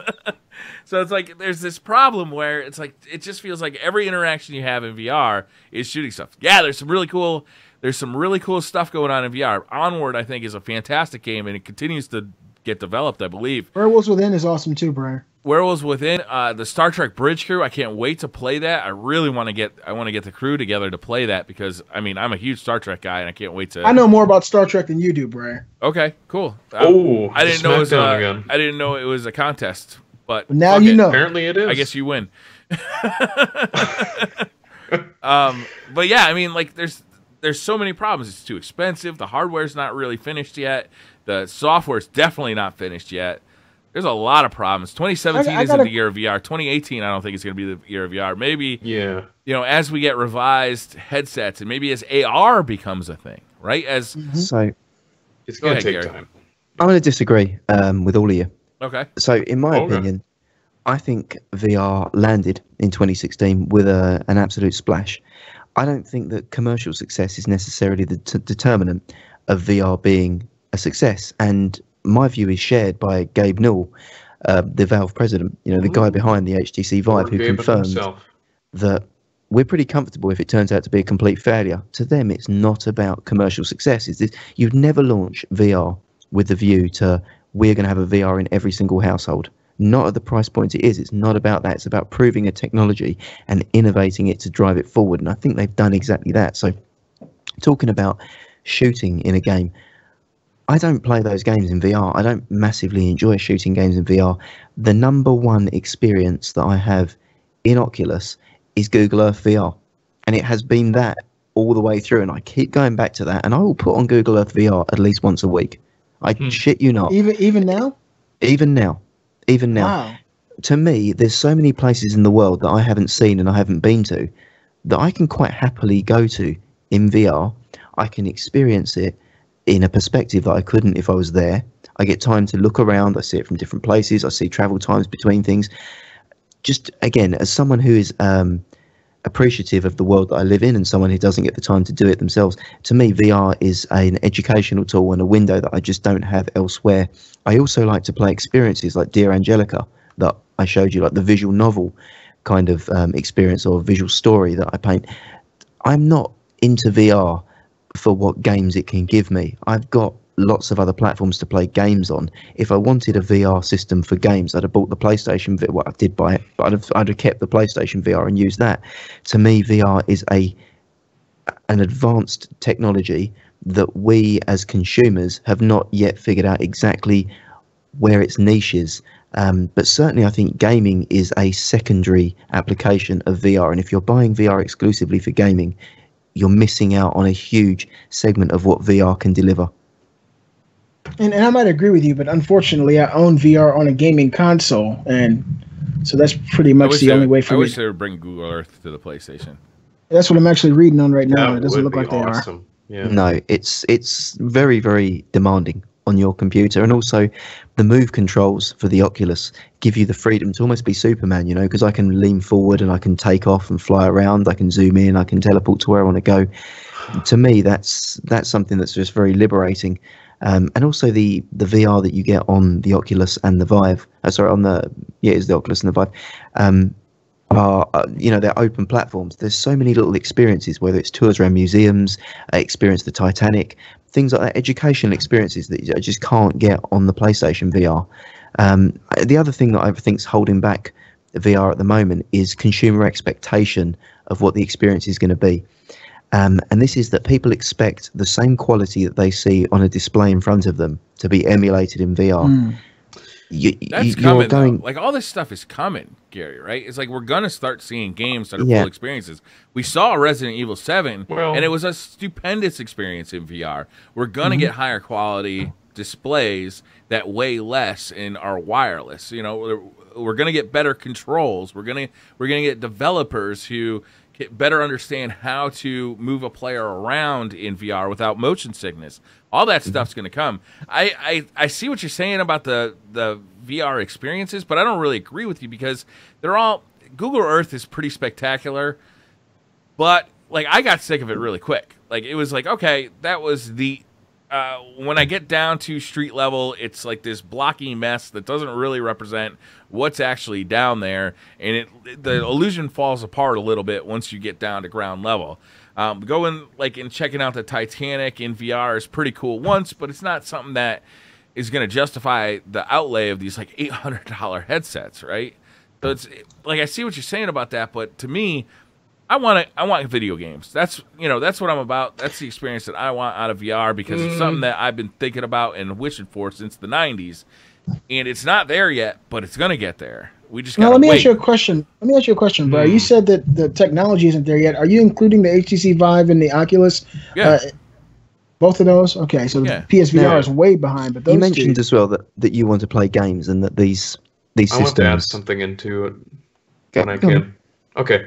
I was going to say, I kind of agree with Briar, you and Gary both on some points. I agree with Briar that VR is going to be great for gaming. That's a cool expectation. Gary, I think, honestly, for me, though, I think there are even more exciting things to me than just gaming on VR. Like, VR is so much more than just video games. I think it's practical. I think it's good for education. I think there's a lot of amazing applications for it. Like, I think this is so much more open than that, and I think that's also partially why we haven't necessarily seen VR go mainstream, is because I think it can be used for so many more things than just entertainment. I think it really is just such an open thing that can be utilized in a lot of amazing ways. Putting someone in an experience is just enhancing it. So you set up my point quite well there, Robbie. That was well rehearsed. It's almost like we're an efficient team. Yeah, it's almost like I knew. Thanks for the handoff, Rob. Totally intentional. Yeah. So from my perspective, you saying that, hey, I sit back, I kick it with a controller, and I don't want to play, putting a headset on, etc. The PlayStation VR is the easiest thing in the world to put on. You just stretch the headset straight on, you're in there. I actually had that experience at Christmas time last year. I took my PlayStation VR to a relative's house, and we passed it around, like a doobie. We were just like, oh, have a go on the PlayStation, have a go on it. And these are like 60-year-old relatives that have not played a game in their life, and they were in there experiencing it, playing things and they were in, they were playing the London Heist because it was the demo disc that they were there. Still one of the best demos in VR. I love it. Yeah, that's cool. So they were able to use the controls and understand how to reload a gun and things like that they just couldn't ever fathom with a controller. So in the same way that the Wii was immediately playable to people, I think you discounting the casual market and saying, well, as a gamer, what is there for me? I think you're missing that, mobile gaming, for example, wouldn't necessarily appeal to a lot of us, but it's one of the largest demographics on the market because the value proposition's there. Yeah, but you asked me the question. You asked us the question, right? So you're going to get our opinion. You're going to get what do we want out of VR, and what do we see the problem with VR is. Trying to sell a $800 headset to people who their main interaction with video games is on their cell phone by playing mobile games. That's not going to fucking work. Yeah, it's not going to work at all. The cost is the prohibitive factor there. I think the issue being is that for it to be a mass market proposition, obviously the cost needs to reduce to allow it. But from my perspective is at the moment, the media and the analysts are the people that have said that it has to be a mass market proposition. They're the people that dubbed 2016 the year of VR. Also the people who want to sell software need it to be mass market. You're never going to get huge, epic pieces of software if, the PlayStation is the only VR headset that's broken 1 million sales, Yeah. You're never going to get like these amazing pieces of software, that blow your mind with their production values if the headsets aren't selling, if there's no place to sell these things to. So it's got to, like, if you want VR to truly like reach its potential, it's got to hit some kind of mainstream success. Right. And that's critical apps. They need critical applications that are must plays. But it's a self-fulfilling prophecy, right? You can't make the great software unless you sell the headsets, and you can't sell the headsets unless you have the great piece of software. That's why when we heard Oculus was shutting down their studios, that was really disappointing news. Right. Yeah. Yeah. I mean, I guess to wrap up the convo, my perspective as well, probably very flippantly and cynically, I think it hasn't helped that VR media, whether it's movies, whether it's adult movies, haven't necessarily got behind VR in the way that we expected them to. So it's well documented that, you know, the porn industry sold VHS and DVD. They were the guys that pushed the tech and got behind it and went there. We haven't seen that happen in the VR space, possibly because there's not the hardware there, but also because the displays aren't there. Like, so Briar and I have got the PC VRs. If you watch a video, so I know, BC, you've tried to watch videos on the PlayStation, like the zombie videos and things like that came in the game. They're shitty as hell. They're not much better on the PC version. So the problem is that media consumption, you can't really look at it and there's no disbelief that you're actually watching that in reality. Even a 4K video doesn't look good. There's a really cool app on, I don't know if it's for Oculus or for Steam VR, but it's a Hulu app where you sit in this kind of lounge and have this gigantic screen in front of you. Yeah. And you can just watch Hulu, right? You use your Hulu account. It's a fucking cool-ass experience, but the whole time you're sitting there, you're thinking, this would look better on my TV. Yeah. But once these things are like 4K displays, maybe even higher, that could change. Once these things are like retinal level displays, that could change. And then all of a sudden, you know, the best place for me to go watch a Hulu show could be in this like personal giant ass movie theater. I don't have to have a 75-inch screen in my living room because I got like a 200-inch screen in VR. So there's some cool experiences that can be had there. All they gotta do, Briar, is make it so that everybody can log into the same account, or you can have guests to log in with you, and you can look around the theater and see your friends there eating popcorn with you. You know who I hate the most in this world? People who talk during movies. They deserve to be shot, every one of them, dead as a doornail. If you even utter a cough during a movie, look at his face. You should be brained with a mallet. Briar, wow. That's hard. Last thing I want to do is introduce other people to my movie watching experience so they can distract me from it. I get to watch like one movie a month. And last thing I want to hear is your fucking comments about it. It's about to happen now, Briar. Watch. So we haven't settled whether 2016 was or wasn't the year of VR, but we sure as hell know that you do not talk in a movie theater in Connecticut. Yeah, Brian's got no patience for that. That's it. That's the takeaway from here. I'll smack you down. Yeah, you guys let us know. Look at his eyes. You guys let us know in the comments what you think about today's roundtable topic. PlayStation VR, Oculus Rift, HTC Vive. Was 2016 the year of VR? Or do you guys think it's a bubble that isn't going to burst? I don't think. Do any of us really think it's a bubble? I mean, you think it's a bubble, Gary? I do. Yeah, I think that there's going to be VR is going to continue behind the scenes, and the people that are enthusiasts and the people that enjoy it are going to continue using it in the same way that I do. And I think there's going to be development for it. In the same way that E3 had a kind of a muted VR presence. Yeah, I think that the media are going to get bored of keep pushing this VR story because, you know, it's not taken off in the way it is, and I think VR is going to go back underground. And I think that VR may pop its head up again when we get the Oculus Rift CV2, you know, the new consumer variant, and maybe whatever the Vive replacement is. If there's a 4K display, then there'll be a bit of buzz. But yeah, at the moment, I think that we're going to have a very, very quiet 2017-18 with a limited release of games. I mean, there's 5-6 AAA games coming out this year, maybe less, and they're all remakes. So yeah. When's the last time you played your VR, Briar? I know you were playing it on PC for a few months ago. Yeah. Have you been into it recently? No? I jumped into Onward like a month ago. But to be honest with you, my problem isn't the VR itself. It's that PUBG just has me by the gonads right now.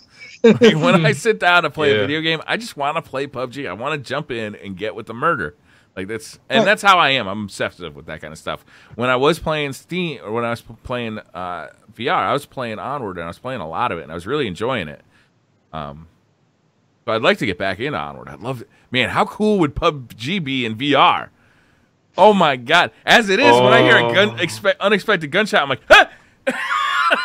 In VR, oh my god. You'd feel it like whiz past your head too if there was someone shooting you. Oh, dude, if you could hear the bullets like really whizzing past your head, you could bring up your gun and you could look. You're like, oh whoa, man, I want PUBG in VR now. We sold you already. Sold. Yeah. Running around and jumping in a buggy and driving that buggy around, or jumping on a motorcycle. Crazy, oh man, that would be crazy as hell. That'd be awesome. Maybe it'll come. Who knows? Better hit that Twitter, open up to some Twitter questions and see what the... Yeah, let's hear some Twitter questions. So this is our first for the Beastly Thoughts live show, and I think it's going to be a lot of fun. It is. So we'll be doing this. We'll be tweeting out on Sundays. If you'd like to ask us a question, just respond to that tweet. And let's do it. Robbie, are you going to read the questions for us? Yeah, let's get started, guys. All right, first question of the week comes from Josh G on Twitter. And his question is, which game have you always wanted to play but haven't yet, and why not? This is a deep one. So I guess I can kick off. For me, a game that I've always wanted to play, and it's not a big one, but it's one that I've seen around. It's a series, actually, 2 games. It's a game called Company of Heroes. And this resurged again when I saw the Call of Duty World War II trailer, because I saw the trailer for Company of Heroes, which starts off with some guys doing the landing at Omaha, and I think the entire squad gets mowed down and killed, and then the game pans out into the RTS mode, and you're controlling the whole battlefield. Yeah, I've got it on Steam. I bought it immediately after seeing that trailer and never played it, but it's not a case of anything stopping me time-wise. It's just I am an RTS noob, and I'm scared to get owned. So I will play it. At least you're an honest man. Same. I appreciate the honesty. For me, it's World of Warcraft. And I'm cheating a little bit because I did play a few hours of it, like way, way, way back. And the reason I want to play it, because it seems so awesome, is you explore this awesome world with your friends and find all this loot and do all these raids and these dungeons. There's just so much to do and to explore. But what keeps me away is that I have an addictive personality, and I know this is a very bad thing for me. For me to get, I'm a guy who put in over 2,500 hours to like MMO light in Destiny. You give me a real MMO, bad shit could happen in my lifetime. I've got over 10,000 hours on World of Warcraft myself. Ooh, yeah, 10,000. Casey's an awful lot too. Our friend from DCP. You being serious, Gary? Yeah, I got over 10,000 hours in World of Warcraft. I played World of Warcraft, Anarchy Online, Dark Age of Camelot, Warhammer Online, Age of Rack. I played every MMO. Destiny was the first console game I played since the Genesis. I was PC gamer all the way through. My God, that's insane. Well, the game that I've always wanted to play, I haven't had the time to play. You guys probably already know what it is. It's Final Fantasy 15, because I am such a huge Final Fantasy fan. I do. You're a legend Final Fantasy fan. Yeah, we're going to question that, Yeah. Well, I genuinely am. I love Final Fantasy. I've loved all the games. I didn't like Final Fantasy 13 as much. It kind of veered away from what I was, used to in my teen years. But I did play the demos for Final Fantasy 15. I love the open world aspect, the way the game looks, the way it feels when you play. It's just really amazing. And I have other games, like, I still haven't played Nier Automata. I haven't tried to even got started in that game. This is what happens for me. And it's not that I don't want to play it. I do want to play it, but I do know something else as well. Once I get started on a game like that, RPGs take a lot of commitment. It takes a lot of time, and you don't want to just play it over the course of weeks, because at that time you stretch it out to the point where you forget what you did weeks ago. You start to forget, the places you've been. And for me, in my younger years, I'd go through an RPG in 1 week. And now with kids, full-time employment, a YouTube channel, that time is so dwindling. I'll look at, Final Fantasy 15, and I'll look at something like Friday the 13th or Tekken 7, which I'm playing now. And I'll say, I could play 1 or 2 matches of, Tekken, and I could go do what I need to do with the kids, or, handle business around the house, or go to this place. But if I play Final Fantasy 15, it's going to eat up so much of my time. It's going to slow me down from life. It's going to slow me down from the other things I need to do. So what I really need to do, honestly, to play it is wait till my vacation time, which will be next month, and play it then. And that's honestly the true reason why I haven't played it. I've really wanted to. My wife actually started playing it. She really liked it. But I know that once I start, everything else is going to stop. And I know my personality is kind of similar to Briar's. We have a lot in common, that I overdo things, and I'll commit, and everything else will slow down, and everything else will matter a little bit less because I'll be so invested in the story and trying to loot and trying to find everything I could find. And it's just a little harder for me to do that rather than take 5 or 10 minutes to play a match here and there in a different game. Even games like PUBG, which I suck at. Let's move on to the next question. We should keep getting to more questions. We got a lot of questions to get through. And I'll quickly say for the games I've always wanted to play, Resident Evil 4 I've always wanted to try, and Final Fantasy 14. You've never played Resident Evil 4? God, you call yourself an adult gamer? I haven't. I know. I really want to try it, though. I always have. Get out. That's the Resident Evil you should have fucking played first. I'm just leaving. I know. Right, what's the next question? I really want to play it. Okay. All right. Next question from Enrique has said, even though Xbox One X is the most powerful system, why are third-party games still leaning towards PS4? For example, FIFA 18, Battlefront 2, and Destiny 2. It's installed base. You can sell more if you make it a PlayStation game. So they're going to I don't even think it's that. I think it's a marketing deal. I think it's simple. It's just Sony owns the rights to those games. They have a marketing deal. I think it's just that simple. Well, it's Destiny not about 2, that's power. what it is for sure. It's all about the money. It really is. That's not the deal with FIFA though, and yeah, there's 60 million PS4s sold through, man. If you're a developer, what are you going to do? Put your games on a console that's not released and market it for that, or go with the 60 million that people already have? They're going to go where the money is. That's why. Absolutely. Yeah. All right. Next question comes from MCU Pluson1, and he says, not counting Destiny 2, what games are you the most hyped for that's coming out by the end of this year? So for me, it's a remake, and this is just from pure curiosity more than anything else, and that is Fallout 4 VR. I'm interested to see what that game plays like, because I've heard not so great things, but also everything I've seen for it makes me interested in playing it through. So yeah, Fallout 4 VR for me. For me, I think Wolfenstein 2, because I absolutely love the first one. Super Mario Odyssey looks amazing. Destiny 2 obviously is a big one. And I'd say Call of Duty World War 2. I'm very impressed by what they've shown from the multiplayer of that game. So that'd be my pick. It's Wolfenstein for me. That trailer was perfect. I really enjoyed the first game. I'd like to be more excited for WW2, and I am excited for WW2, but, I mean, it's another COD game. Yeah. I don't know if this game is coming out this year, but the game that has me the most excited right now is Days Gone for PlayStation. That's a 2018 release, I would guess, right? 18. Yeah, 2018. We're pretty sure on that one. Yeah. Yeah. That game looks really incredible to me. I feel like they've taken a page from Naughty Dog. It feels like that kind of gritty, really heavy world, and every time I see it, I want to play it more and more. That's what's so really. You didn't answer the question though, Beasley. What game from 2017? Is God of War coming out this year? No. I don't know the release. Well, no, early 2018. All right, on to the next question. This comes from Chris Jacobs. Will answer. Pass. Okay. All right. This question comes from Chris Jacobs on Twitter, and he says, with Destiny 2 looking more and more like an evolution than a revolution, do Destiny fans need to temper their expectations for the sequel? I think so. So we addressed this earlier. Mm-hmm. I'm going to reiterate the point. I think Destiny 2 is almost like, Destiny 1 undergoing significant plastic surgery. So this is like, correcting all the terrible overeating that's happened over the years, and the wrinkles and the sagging that we see, and putting it on the path to success. What's it called? America's Biggest Loser. This is like the victory of America's Biggest Loser at the end of it. This is going to be a lean fighting machine at the end of it. Interesting comparison there. Ready to start the game. So for me, I think expect the best version of Destiny, and something that is going to accelerate off the blocks, as opposed to something that is always doomed to be slow and sluggish, and not iterate on itself in the way that fans want.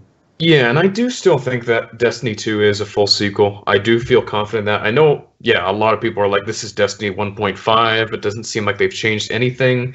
I kind of disagree on that. This game does seem like it's enough of a sequel to me. And I think tempering expectations is never a bad idea. If you've played Destiny 1, you love that game, you'll get an evolution. That's what this game will be, I think. Always temper your expectations for every game. If you're a huge Destiny fan, it's so easy to, kind of buy into your own wild theories of what should be in Destiny. I would look and see what they are actually saying about Destiny. Temper your expectations to what they're actually saying. Look forward to the beta, because that'll answer a lot of people's questions. Once you get your hands on the game, Destiny 2, You know, it is a different game. It feels different, and it feels great. But yeah, temper your expectations for sure. I'd agree. As somebody who played a lot less Destiny than the other hosts here, just hearing the recent news about Destiny 2, the changes are being made, the things that are basically going to disappear from the franchise. I think it's kind of a refresh, and so any pre-existing notions of what you think should exist or things that should happen in the universe, you got to pull it back and let them kind of rewrite history and do what they need to do. So yeah, definitely. It's a rough news week, right? It's a rough news week for Destiny 2 fans. People are really looking forward. But if you look at PvE, they are still just announcing brand new stuff for PvE that we had no idea about. So, I mean, it's exciting. It's very exciting. When I played Homecoming, the first mission, and when I played that new Strike, this is next level Destiny stuff here. Like, it is really fun. PvP guys, I think, are a little upset. Lore guys are a little upset. But the people who have played Destiny 2 at this point, they're talking positively about the game, right? Like, look at the people who have played it and what they're saying. A lot of the periphery of the stuff is a lot of negativity, but they haven't played the game yet. Agreed. All right, on to the next question. This one comes from Ringo the Gun, and he says, how long do you think the PS4 Pro will last against the Xbox One X? What hardware specs can Sony announce to get the momentum back again? They haven't lost any momentum, man. PlayStation, I think, is in a really good position right now. The console is selling very well. 1 in every 5 PlayStation 4 sold as a Pro. It does do faux 4K, and a lot of people who have 4K TVs are really enjoying what it's capable of doing. I don't think that the Scorpio is going to necessarily change the way that the PlayStation is approaching, their consumers. If anything, PlayStation is probably going to dictate what happens with the Xbox One X because most developers are developing for the console that already has an install base. So, to me, I think Sony just needs to continue to focus on games. And whenever they decide to announce the PS5, I think it'll be an adequate time. But right now, I think they need to just continue to focus on games and do what they do best. Yeah, completely agree with you there, Beastly. I think they need to just stick to their strong suit, which is especially their first-party lineup looks amazing. And I think they should just take their time with PS5. I don't think there's any reason to rush that thing and say, we're here, now we're the most powerful console. I don't think they need to do that. I think they should just wait and see.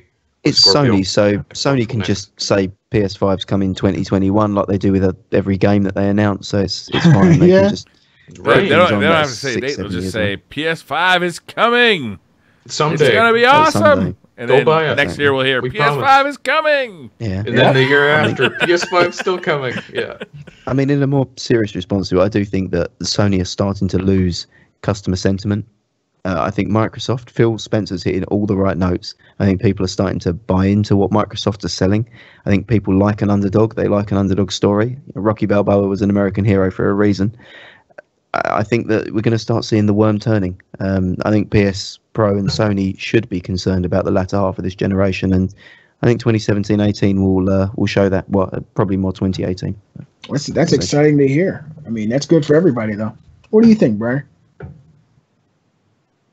I would agree with Gary. I think that PlayStation, the brand, is losing a little bit of the momentum. I don't know if that's going to carry through to sales. I mean, they still have a very strong first-party lineup. They still have more interesting and more plentiful exclusives, in my opinion.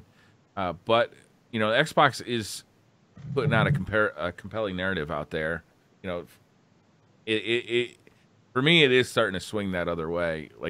And when I have an Xbox One, I'm going to want to buy third-party titles on the Xbox One, right? Like, that's just where I'm going to want to play them because it's going to look better. So, I do think, I bet that next year we'll start hearing PS5 rumors. Yeah, I think you're right on that. All right, on to the next question. At Matt Grundy 89 asks, I would like to get a good 4K gaming TV or monitor for the Xbox One X. Hopefully 32 inches. When should I get one, and what kind do you recommend? I would think you want to wait right now because you want to get 60 frames per second in HDR, and I don't HDR is think a big one. There's much out there for HDR yet, but it's like right on the horizon. And if they are out there, I think they cost like $1,300. Yeah, especially if you're going for a monitor. There aren't really any 4K HDR monitors on the market yet, so I think Briar's totally right. Wait and see, because they're just hitting the market, most of them. I have a 4K HDR TV, my LG. I'm trying to remember the exact model number, but it definitely is 4K HDR, and it's amazing. And it cost me $1,300. I told you guys when I bought it. Yeah, pretty good. It's a great TV. It has HDR game mode as well, so. Yeah. I've been informed that I have 10 minutes to finish this show, so we need to wrap it up. Okay, we'll speed through questions. We need to go through at speed. Yeah, I agree with everything the guys said. Wait. Yeah, wait. All right. Robbie? Snap, all right. Snap. @MailWheezy said on Twitter, what is the real reason Sony won't play nice on crossplay thing with Xbox and Nintendo? Your thoughts? They have no financial incentive to do so. They're winning. That's perfect answer, Briar. Yeah, absolutely. It's about money. I think that they have Phil nudes too, or maybe they slept with Phil and Phil never called them either. So I think this is a pattern of philandering from Phil Spencer. Sorry, what? The butt stuff knows no limits with Phil Spencer. That's it. Butt stuff. Hashtag butt stuff. All right, Robbie, what we got next? All right. @Smiley1026 says, with E3 behind us, was there any games that were not shown on stage that you were planning to pick up? Mine are Metroid 2D, man. Metroid 2D, they didn't show that on stage? What? That's big, yeah. Yeah. I got to admit, Ni no Kuni 2, I thought was going to be all over the Sony stage. Really disappointed not to see. What the? Did you see that? That was haunted house. Yeah. Did you see that? House, almost like on cue, it's just like poof, fall out. There you go. The place is literally falling apart. We have like a heat wave in the UK. It's like 34 degrees, and the glue has melted from that adhesive. That's amazing. I'm actually a Ni no Kuni fan as well, and I'm surprised they didn't show that PlayStation conference. That would be a huge game that they didn't show. So I'll agree with you there, Gary. That's a great. I share your sentiment. What you got, Robbie? For me personally, I'm surprised to say this. I don't know if you guys have seen the gameplay, but Act 2, surprisingly, it looks pretty fun. I'm not kidding. It actually looks like a good time. Stuff. It does. I was genuinely surprised by that game. All right. Next up, Cosmic Owl asks, what are your thoughts on Mixer? Microsoft announced several games that will have Mixer integration, like that survival game, The Darwin Project. I mean, it's a Twitch competitor. I don't really know too much about it, but apparently you got free games for watching E3 on it, so there's that. I like it. I really like it, and I said that before when we covered Mixer. For me, I think it is a new ecosystem that's encouraging new streamers to get involved, especially streamers that are streaming from Xbox and viewers that are watching from Xbox. It creates a solid competition to Twitch. I actually thought this was Twitch were going to laugh this off or completely ignore it, but the fact Twitch baited them a little. So I don't know if you saw the Twitter image. Yeah, the capper that they put up on the Mixer thing. Oh yeah. The fact that Twitch actually acknowledged them, to me, lends to the legitimacy of the brand. You know, the fact that it was acknowledged there shows that there was at least some nod to them there. So I think more to come on it. Yeah, I think Mixer could be a good place for growing streamers. I've actually heard it's very good. I like the technology that they're putting out there. I think that's awesome. I think that the fact that they have Xbox integration is very strong for their brand. Let's see if Microsoft sticks with this thing. Let's see if it's still around in 2 years, or if it's another Zune or another Kinect or another, one of the many projects that Microsoft has done and then just dropped. I think ultimately it'll be great for people using the Xbox to do streaming. PlayStation kind of opened up the whole door with being able to capture your video and upload it directly to YouTube, and that's actually spawned tons of YouTubers who actually now do it directly through their PlayStation. So this could have the same effect. You can do that on Xbox too. Yeah, well, I watch The Last of Us gameplays a lot on YouTube, and that's really what I've noticed. Tons of people who become YouTubers straight through their PlayStation. And I think having Mixer on your Xbox is a great idea for people who will inevitably become streamers. Now, since we got to leave, I think it'd be best to hold these questions until next week's show. Because Briar has to go rescue a cat from a tree in the backyard, and we don't want to stop him. I'm getting told in no uncertain terms that I'm about to miss my Father's Day dinner. All right, so should we do one more question? Maybe just one more. All right, one more. Do the last one from James. Let's go with Narcissus' question, actually. He says, what game were you most hyped over and then the most disappointed when you actually played it? For me, Evolve. I was excited for that. I hate that game. I just don't like it. What about you guys? Destiny 2, Kappa. Yeah, it's not even out yet. What do you guys think? Division for me. Yeah, that's a good one too. I'd probably have to. Robbie, you guys are taking all my shit. I think that Evolve was actually a pretty pathetic game after we got in and got into it as well. I can't think of anything else right now, but I know I have a ton of games that I don't like anymore. Evolve's the one that stands out. Evolve fell off very, very fast. That was a shitty fucking game. I don't like it either. I agree. I don't think it's fun. Like, I just don't find it fun. This is a fun question, and we'll do it real quick. The Beastly Thoughts. If the Beastly Thoughts crew were to form a boy band, what would the group name be, and what would our debut album be called? The Beastly Boys. No. Beastly Boys. Yeah, it's gotta be. No, the album would be called Bestiality, and Yes. the group would be called Animality. See, I'm going to go with Game Bar, Beastly Boys with our is the lead spin of album's Beastie going to be Boys. called Girl, I Want to Take You to the Game Bar, because I think that sums us up quite well. Hey. All right. All right, Thank let's you, wrap guys. this one up, guys. Thank you guys for joining us today for another episode of BC Thoughts Live. We go live every Sunday at 6 o'clock p.m. Eastern at www.twitch.tv/Briar Rabbit.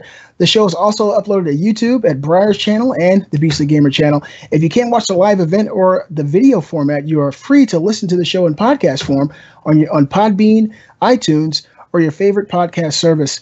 Viewer questions can be submitted through Briar's Twitter page on Sunday before the show, and he'll ask you guys that, so be ready for that question. Thank you guys again for hanging with the crew. We'll see you again next week, same time, same place. Take care. See you next week. Bye, guys. Bye. And Kuch. Out. You better go to